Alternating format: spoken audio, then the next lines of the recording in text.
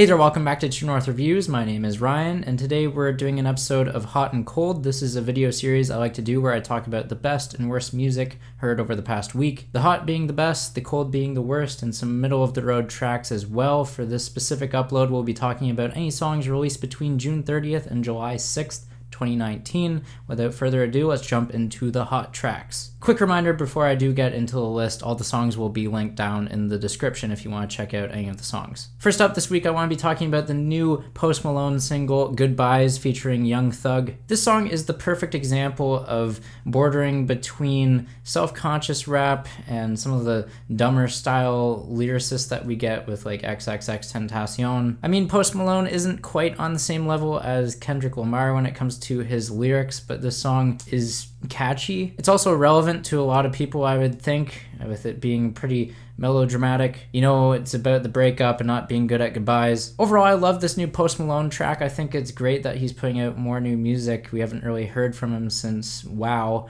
which was his single that came out at the tail end of 2018. The last note I'll make about this song, though, is how the beat is pretty similar to Better Now, and that's like the formula for success with this song. I feel like it's going to chart pretty well. Moving on from there, we have one of the two brand new singles from Ed Sheeran. The first one I'm going to be talking about on the hot list, yes, the better of the tracks here, is Best Part of Me, featuring YEBBA. And YEBBA, she surprises me on here. She turned it around from her horrible vocal performances on the new Mark Ronson album. I didn't like any of her songs on there. This time around on the Ed Sheeran track that we've got here this week, I feel like she has some pretty good vocal chemistry with Ed, and it's a pretty catchy love song, and I think Ed should stick to that, and you'll find out why as I bring up the other song later on in the video. Next up, we have Segall with Radio. This is a great rock track. It's one that surprised me. It didn't really sound too catchy at first, but I found myself humming the tune over and over again in my head without even playing it as much as I usually have to get a song stuck in my head. Another surprise comes on the hot list this week with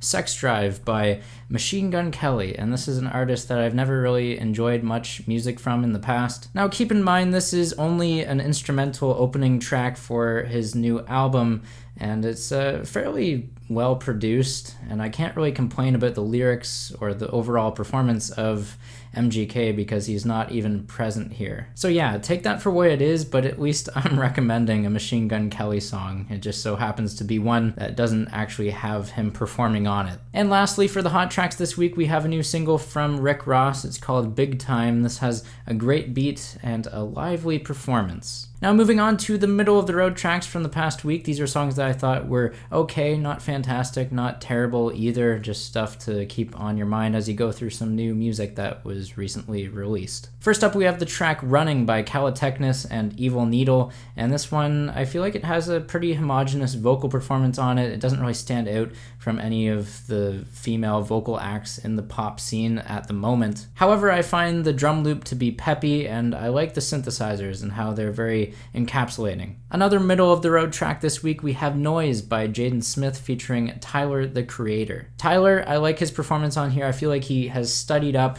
in order to make a good reference or two to different artists, including the White Stripes, as he references having his icky thump. The beat is also well produced on the song, even though it has a lot of bells and whistles on it. It kind of sounds like it could be a Brockhampton style song.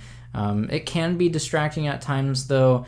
It takes away from the overall memorability of the song, just the overall catchiness. I think the part that's just really holding me back from loving it is how Jaden isn't really used effectively on the track. He kind of just feels useless. The last couple tracks I'll give shoutouts to for middle of the road this week. One goes to Snow Patrol with Time Won't Go Slowly. This one feels like a Han-style love song. So if you do like that artist, you're going to be getting some of the same kind of stuff here, just with not quite as well done production. And then the other track I want to mention is by Labyrinth. This one is entitled All For Us. This one has some interesting production. There is some super layered vocal harmonies on here, and I just think that the tune is a little bit forgettable. Now onto the cold tracks from the past week. These are the songs that I thought were definitely the worst, and I got started off with the other Ed Sheeran track I was foreshadowing earlier on in the video. This is Blow, featuring Chris Stapleton and Bruno Mars,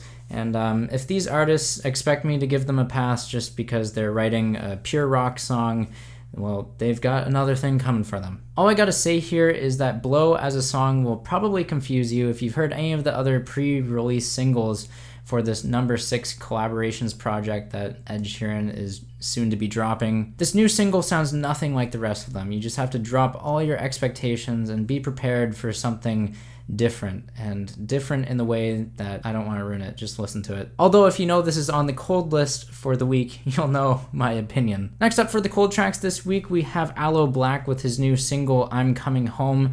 This one I'm not really enjoying because it feels too cinematic with the drums, the orchestration.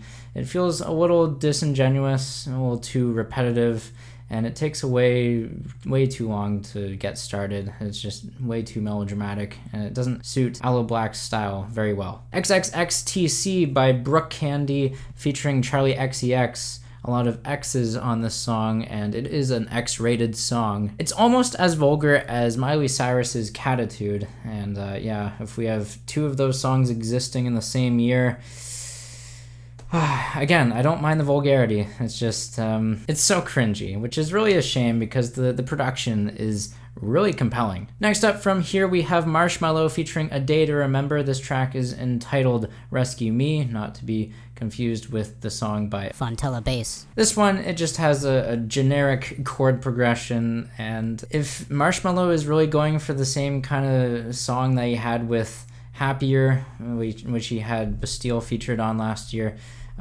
he tries putting together the same kind of stuff, but it doesn't really go over with the same kind of results. I feel like it just fails across the board in everything from the melody, production, and lyrics. Jason Derulo put out a new single last week. This one is entitled Mamacita, and this one sounds like Swalla, which was a big song for him, I think last year or the year before.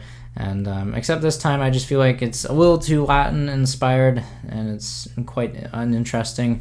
And the tropical house beat is very incessant. You just never hear the end of it. Unless, of course, you actually make it to the end of the song, and in that case, I will applaud you and pat you on the back and say, job well done. And now wrapping up Hot and Cold for this past week, we have a new song from Blink-182. This one is called Happy Days, and I did not have a happy day after listening to it. It honestly just sounds like Bored to Death, the single that they put out a few years back, in, I think 2016, came off their album California. It has the same kind of drum beat, similar vocal harmonies, but this track here, Happy Days, is just 10 times watered down, and it's equipped with the most irritating chorus, one of the most irritating choruses that, I don't know, it's just so bad. And there's Hot and Cold for this week. As always, I'd love to hear from you. Sound off down below in the comments. Let me know what you think of these songs. Leave a like, subscribe if you're new in town. Thanks for watching. I'll catch you next time, and have a rockin' day.